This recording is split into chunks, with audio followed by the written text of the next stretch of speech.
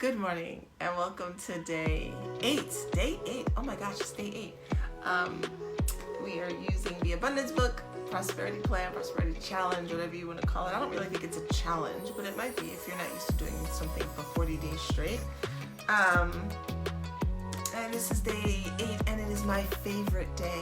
It has been my favorite day. This is the 4th year. This is my favorite day. By the way, for all of you who are buying the book now, yes, if you bought the book, tag me. Like one of my friends today, she tagged me in the post. I was like, yes, I think it's awesome. You know, so if you're buying the book, tag me and let me know, because I just want to cheer you on for this, because it's amazing. Okay, so the statement for today, again, Abundance Book. Normally, I usually read from my journal. So I'm gonna read from my journal because I like reading it from when I wrote it. I'm almost out of space in my journal. All right, my favorite day. My consciousness of the spirit within me as my unlimited source is the divine power to restore the years the locusts have eaten, to make all things new, to lift me up to the high road of abundant prosperity. This awareness, understanding, and knowledge of spirit appears as every visible form and experience that I could possibly desire. My consciousness of the spirit within me as my unlimited source is the divine power to restore the years the locusts have eaten, to make all things new, to lift me up to the high road of abundant prosperity. This awareness, understanding, and knowledge of spirit appears in every visible form and experience that I could possibly desire. So let me tell you guys why this is my favorite day. And the first time I read it, I think it was either the first or the second time I cried. I spent like the beginning of my adult life in like serious poverty. As some of you have heard me tell this before, like serious poverty. I mean, I've been on every government assistance the government can offer. You know, and it was really hard because I felt like I was smarter than that. I felt like I wasn't supposed to be, there's a lot of arrogance in this too, so a lot of lessons learned. I felt like I wasn't supposed to be sitting, you know, at the food pantry waiting to get like bags of whatever the supermarket wasn't selling. Like I felt like I wasn't supposed to be there. It's very humbling. So humbling. You know, being homeless, like sneaking into the Unitarian Universalist church that I was working at. Like we would, you know, if there were any evening activities, we would wait, and like the pastor knew we were staying there, and I was working there part-time, and so my supervisor knew we were staying there. But I think then other people found out, and that was a no-no. But literally, it's me and my ex-husband and 5 kids, and we're like, you know, like unlocking the door, making sure I set the alarm back, you know, and we're literally sleeping in the room that the teens use for their stuff, right? We did that for 3 months before we found emergency housing. Like we were evicted twice. You know, I could not afford to buy my children a stitch of clothing. There were times I could not afford to do laundry, like at the laundromat. I literally remember one time putting clothes in a bathtub and I had a stick and I was like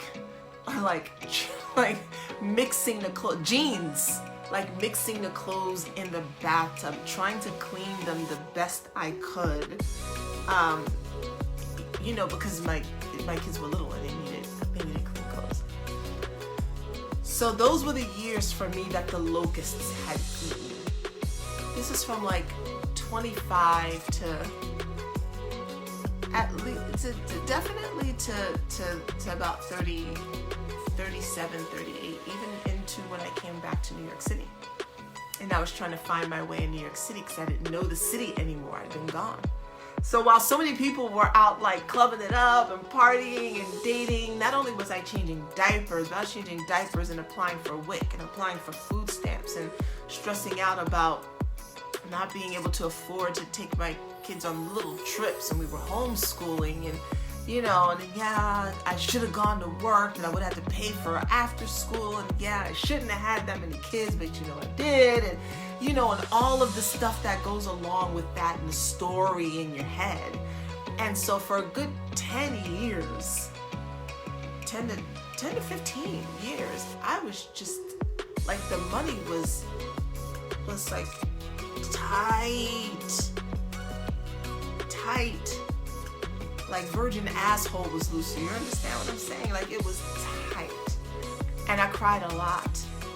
And I felt bad a lot. That has since changed. And in part because my relationship with money has changed. And I still have some work to do on my relationship with money, because it's a relationship. It's a relationship, right? And I still have some work to do on that, because I've gone from here to here to here, and now there's another level that I want to get to. So when I read this statement, like, I cried, because I was like, oh my gosh. Like, so this energy in me can create so much abundance that it would almost like erase that it would restore that I could go through all of that, you know, like literally feeding my children like noodles, and I tried to spruce it up with ground turkey for like just days. Like, sometimes the only food we had was WIC. Shout out to WIC. I understand what it means to be poor. I understand that. And to know that this creative, this divine consciousness, this source that doesn't just flow through me. And I know I say that, but it's not that this source flows through me. It's that I am this source. I am. And I want you to say that, because when I say it, it feels differently. I am divine source energy. Like, it's different when you say it flows through me. It's still like it's a thing, like it's an extra. No, I am fucking divine source energy. And when I read this, like the first and second year, and I was like, oh, and like it hit me. And each year it lands differently, right? That's why I say do this often. Oh shit, I am this. And so if I allow this to flow through me, get my ego in check, out the way, out the driver's seat, then I can experience more abundance than I would have even imagined then. But what the hell fuck yeah, sign me up. I mean, and it was just like, it was such a relief to me. It was like, oh, okay, it's not over. Right? Because there's that feeling sometimes, like, it's too many years have gone by. You know, I'm too old. It's too late. I'm always going to be here. I'm behind. I got to catch up to who? I don't know. Like, who are we catching up to? Like, who set the standard? You know, I should have had this. I should have had that. You know, all of that. No. So this phrase has always been my favorite, because it's the phrase for me that feels like hope. It feels like faith to know that my consciousness of the spirit within me as my unlimited source is the divine power to restore the years. My consciousness of that is the divine power to restore the years the locusts have eaten, to make all things new, to lift me up to the high road of abundant prosperity. Like, the awareness of that within me is the key to me unlocking the abundance. And it's true. And it's been true. And I've watched it unfold as true. So I'm going to tell you on my lowest point, because this one brings up emotion for me. So my lowest point, it was like, and this is how I want you guys to understand, like, life will do like this, like you're here and then you go here and then dip, and then here and then dip, and sometimes you go here and then you plummet, and you're like, what what the hell is happening? I thought I did the work. I thought I learned. It's like, how did I end up not here, but back down below that? Like, what is that? But then you will shoot up faster from that point than you did when you were starting out here and eking. So an example of that is in 2016, I think it was in 2016, I applied for cash assistance, welfare. And I remember walking into the office. You know, I had been working as a personal trainer, and then I decided to open my own personal training business. And the money did not flow. It's a lot to be an entrepreneur, and I didn't have anywhere near the tools that I have now. And I did not make the amount of money that I thought I was just gonna make. Like, people were just gonna automatically want to work out, right? And so I didn't really have a lot of money. I think that year, in 2015, on my tax return, it said my income was like it was less than $6,000 was my income. Yeah, thanchankfully I was my mother was still living here. This is her apartment, and she's since moved out, so now it's my apartment. But so she was here, you know, and helped out a lot. Anyway, I finally said, okay, I need to find a job, you know.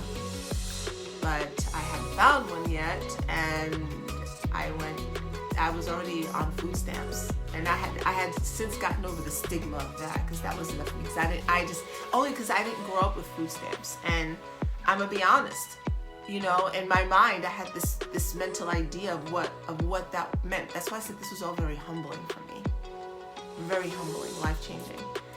You know, I had this idea of what that meant, and, you know, what does it mean to receive SNAP benefits and all of that. So I had gotten past that, but now here I was for cash assistance. So imagine, you know, I'm divorced, but I feel like I'm being viewed as a single mom with 4 kids, and I'm thinking about all the things that other people are thinking about me, and I'm letting all of that come in. There's all this story around it, and I'm so grateful for the experience now, by the way. So I remember sitting in the office and, you know, to take the picture, because you have to take a picture. That's how people know that you're on cash assistance. And I was like, fuck, everybody's gonna know because they're gonna see the picture, you know. And the song Hero by Mariah Carey was playing. And I cried. I sat there, and, you know, it's like the thing here, and, you know, the lady's like, okay, you know, you ready? And they're very just like, whatever. You know, they do this all day long. And I'm listening to this song, you know, and it's the chorus, and then a hero comes along, you know, with the strength to carry on. I'm trying not to cry, I'm live. And all I'm thinking is, I need to be that for myself. Like, because at that time, and this ties into abundance, I swear it does. At that time, I was still waiting for someone else to save me. I wanted someone else I didn't want to deal with this. And I didn't want to handle this. I wanted my ex-husband to save me. I wanted my lover at the time to do it. Hell, I even wanted my mother to do it. I hadn't grown up. I hadn't grown up yet. And so I'm sitting here, and, you know, my picture looks like I was crying. Like, it's like like it looks like I was crying. You know, so I'm listening to Mariah Carey, you know, and you know, and you find the strength to carry on, you know, and all that, you know, and basically, you know, you realize, you know, and you finally see the truth that the hero lies in you, right? And so, oh my God. So it is that at that point, that was my my low, and also my realization. And I think it was that year that I first did the abundance, because it was 4 years ago. It's 2016. 2016. I did it that fall, I think. I don't even remember how I was introduced to it. That was the first year I did it. And so I went on to find a job, and I went on to get a better job. And then I went on to get like raises and raises and raises. And so my financial situation has changed. It has changed. But in order for it to change, I had to realize that I was the hero in me, right? So, so that was my low point. But like I said, I was here and I thought this was low, and then I was eking up and I was doing some things and it seemed like it was going somewhere, and then I dropped lower than my original point. But then from 2016 to now, it didn't take me long to shoot back up past where I thought I was before. Like, I'm past that. You know, I'm in a now there's no so grateful, but there's no snap, and there's no obviously no cash assistance and any of that, and it's me and my budget, and it's me and my day job and my business, and it's me working, and it's me being a grown up, and it's me being a grown ass woman, you know, and it's me being responsible. But I had to also understand, and there's no irony that song came on at that moment. Like, I don't believe in coincidences. Like, I was like, fuck you, universe, really, was what I wanted to say. Like, fuck you. I don't need to hear this shit right now. But that's the same thing that this is telling you. That the hero is in you, right? It's that you are the divine power. And your acknowledgement of that, and your understanding of that, and your awareness of that is the thing that will open you up to experiences and the fulfillment of all of your desires that you have, because you are not put here to suffer.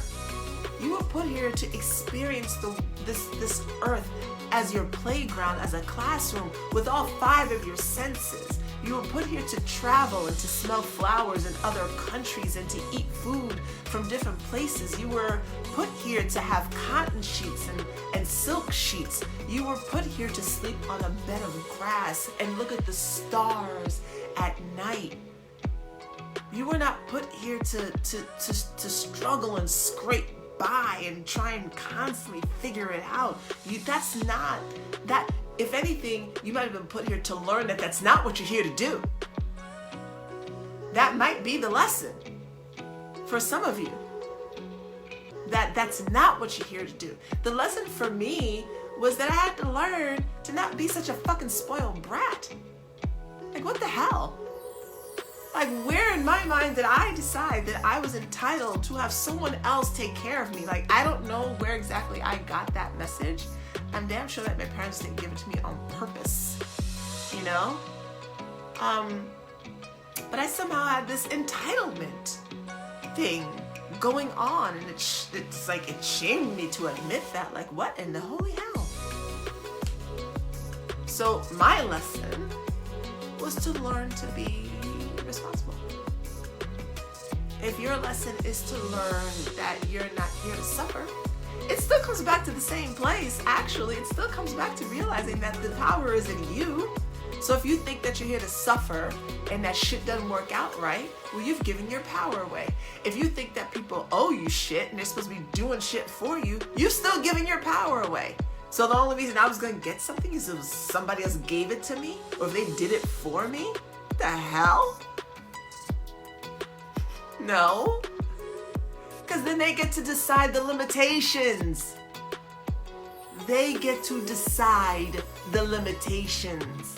When I was on government assistance, the government got to decide the limitations of my wealth. They said, this is how much you're going to get every month. That's it. We don't care how nice you are. We don't care how much of a mom you want to be. this is what you're getting. So if I wanted to determine the limitations or the unlimitations of my wealth, well then I had to be the one. I had to be the decider. And it was this process that helped me realize I am the fucking power here. I am the say-so. I decide. And I've decided there are no limitations on my abundance. There just aren't. That does not exist. It really doesn't exist. And there was a time when saying something like that, I felt it in my body didn't feel right. I had to work my way through statements to get to the point where saying that in my body felt right. Because initially in 2016, I felt limitations. I couldn't say things like money flows to me swiftly and easily without any effort. I couldn't say that in 2016 because I didn't believe it. But I had to work my way up with little small statements like, gosh, I don't even remember. I'd have to go back and look at my journals now. But I know I had to start off with, I am open to money flowing in my life. Like I had to start out with, okay, I can be open to it. Yeah, I'm open. Okay, I'm open. You know what I'm saying? Like my brain was so warped around the story that's what I had to start with. So you start where you are. You start with this. You start with day one if you're just joining us today. But that's it for today. I feel like that's it. I feel like that's all I needed to get out. I just want to read it one more time. My consciousness of the spirit within me as my unlimited source is the divine power to restore the years the locusts have eaten, to make all things new, to lift me up to the high road of abundant prosperity.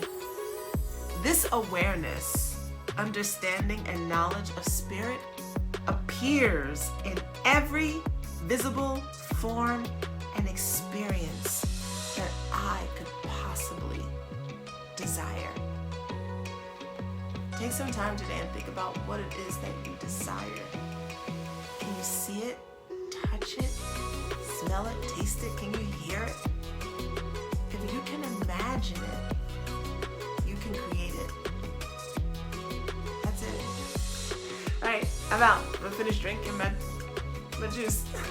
You guys go have a fucking abundant day. You hear? All right, I'll see you back here tomorrow. Bye.